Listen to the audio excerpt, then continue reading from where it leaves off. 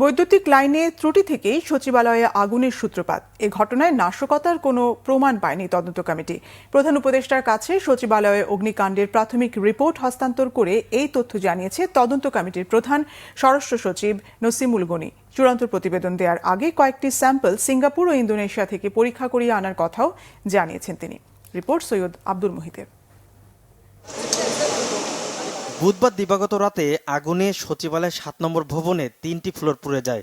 অগ্নিকাণ্ডের উৎস ও কারণ জানতে উচ্চ পর্যায়ের কমিটি গঠন করে সরকার।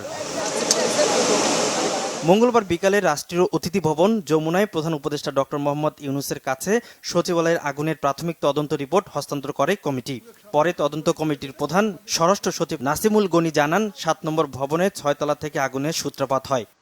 আগুনের সূত্রপাতটা একটা নির্দিষ্ট সময়ে নয়, 7 মিনিট ধরে আস্তে আস্তে স্পার্কের মাধ্যমে যে এই জায়গাটা আগুন লাগে সেই জায়গাটা আস্তে আস্তে হটেড হয়েছে, গরম হয়েছে।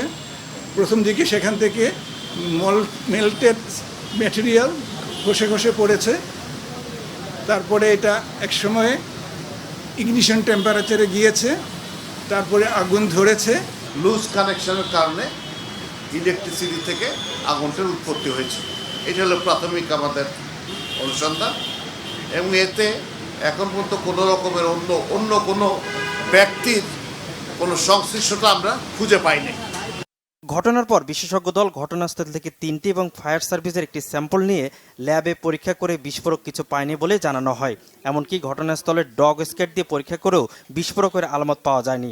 এই নমুনাগুলো সংগ্রহ করে আমাদের বাংলাদেশ সেনাবাহিনীর একটা চমৎকার একটা উচ্চমানের একটা আইডি ফিউশন সেন্টার আছে। এই আইডি ফিউশন সেন্টারে বিভিন্ন ধরনের আইএনএর আপনার এক্সপ্লোসিভ ডিটেক্টরস আছে, যেমন মাস স্পেক্ট্রোমিটার, তারপর আইপিমাইজার এক্সপ্লোসিভ ডিটেক্টর। এই ধরনের মেশিনগুলোতে আমরা কয়েকবার করে টেস্ট করে আসলে আমরা কোনো ধরনের এক্সপ্লোসিভ ব্যবহার করার মতো কোনো ধরনের সংশ্লিষ্টতা আমাদের এখানে নেই।